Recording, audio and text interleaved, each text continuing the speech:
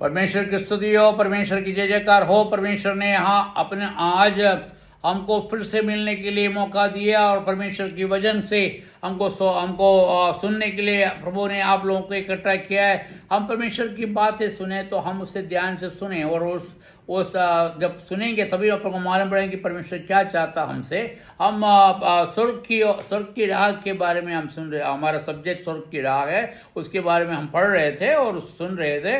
आज उसका 36वां भाग हम देख रहे हैं, स्वर्ग की राह 36। और मैं आप लोगों से क्या बोलना चाहता हूँ। अपने पिछले हफ्ते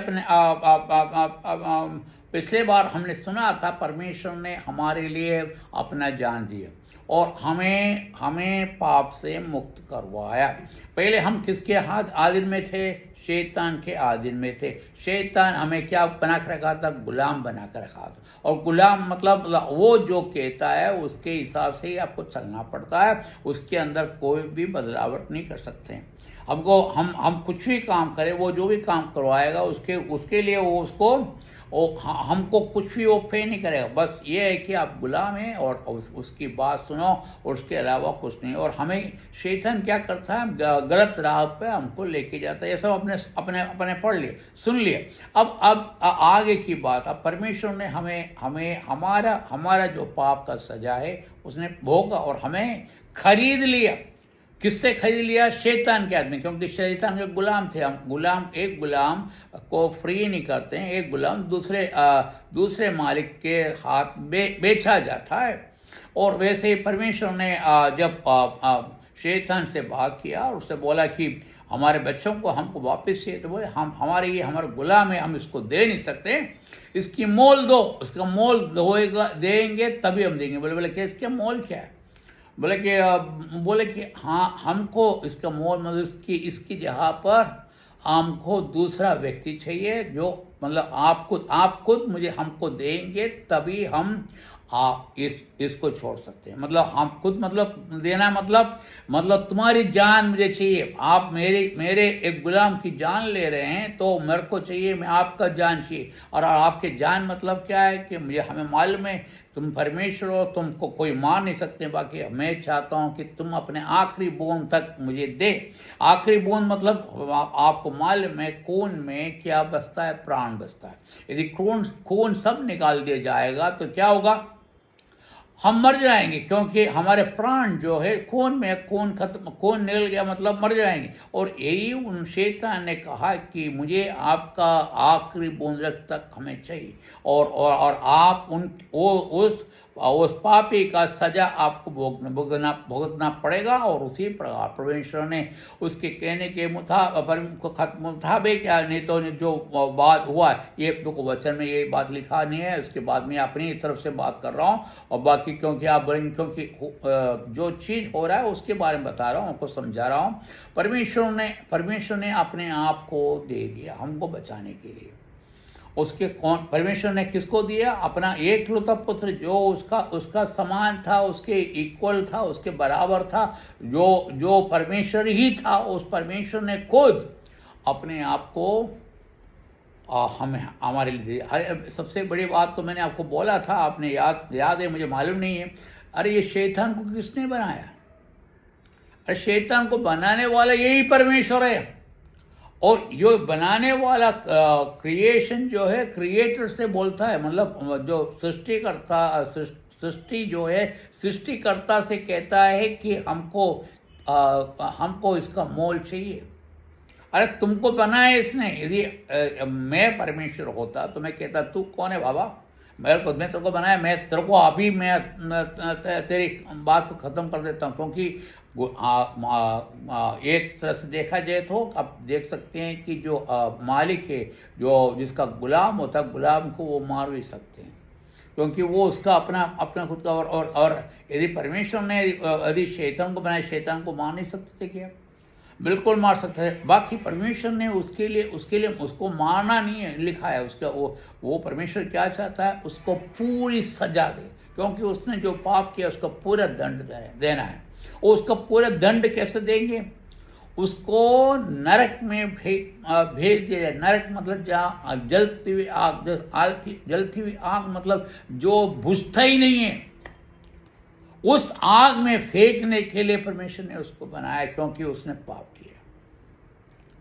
और वो क्या चाहता है कि वो बोला कि परमेश्वर आप सही बात है कि मुझे तो नरक में डालोगे, बाकी आपने अपने पुत्र, अपने बेटे जैसे जिसको बनाया ना, मनुष्य को जिसको आपने स्वरूप में बनाया, हमारा आपके जैसे बनाया, आपका सब गुण संपूर्ण है, उसको भी हम ऐसा नहीं छोड़ेंगे, हम उसको भी लेके फिर नरक में जाएंगे।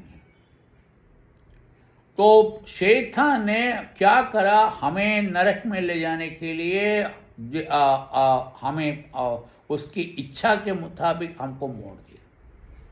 और हम क्या करा, परमेश्वर के पास जाने के बजाय हम किसके पास गए, शैतान के पास गए। मैंने आपको पिछली बार एक बच्चा और कुत्ते के बारे में मैंने कहा था, आपने याद रखा हुआ या नहीं है मुझे मालूम नहीं है। यदि एक पिता के साथ एक बच्चा जा रहा है और वो सड़क पे जा रहा है और खेलता हुआ जा रहा है, तो उसने बोला डैडी मैं थोड़ा सा मैं दौड़ता हूँ, खेलता हुआ जा रहा है, और इतने में सामने से एक कुत्ता आ गया। तो यदि वो बच्चा, छोटा बच्चा है, 2-3 साल का है, वो घबरा गया। और वो क्या करता है, आपने देखा होगा, ऐसे अवस्था में वो भाग के अपने बाप के पास आ जाता है और उसके हाथ पकड़ लेता है, डैडी डैडी कुत्ता काटने आ रहा है। तो क्या करता पिता क्या करते हैं, उस कुत्ते को भगा देते हैं। और यदि उसके बजाय वो बच्चा कहता है कि यार ये डैडी तो कायर है, ये डैडी से मैं विश्वास नहीं करता हूँ, मेरे को बचना है तो मेरे को भागना पड़ेगा, मेरे को अलग रास्ता चुनना पड़ेगा, मैं खुद अपना रास्ता बनाऊंगा और मैं इससे बच जाऊंगा। और यदि वो पिता के पास आने के बजाय दूसरे रास्ते पे भाग रहे हैं तो क्या होगा, कुत्ता उसको छोड़ेगा, कुत्ता जरूर उसको पकड़ लेगा, उसको काटेगा। और हम भी, हमारे लिए भी यही बात लागू है। हम परमेश्वर के पुत्र हैं, हम देखो, हमारे सामने शैतान खड़ा हुआ है और वो हमें पकड़ना चाहता है। वो वचन में लिखा है कि वो गरजने वाला सिंह है। गरजने वाला सिंह मतलब गरजता है, मतलब ऐसा लगता है कि आपको डरा रहा है, बाकी उसके अंदर, उस सिंह के अंदर एक कमी है। क्या मालूम है, उसके ना तो दांत है, ना तो उसके हाथ और पांव में नाखून है, सिर्फ डराता है। यदि तुम उससे डर गए, यदि आप डर गए तो आप फंस गए, उसके हाथ में आ गए तो वो क्या है, दांत नहीं है तो आपको पकड़ कर रख लेगा। और यदि उसके बजाय अपने पिता के पास जाते हैं तो आप क्या है, आपको मतलब आप उस शैतान के हाथ से अब बच जाए। और मैंने आपको ये बोला कि आपको शैतान से बचने के लिए हमको क्या करना पड़ेगा, प्रभु यीशु मसीह पर विश्वास करना पड़ेगा।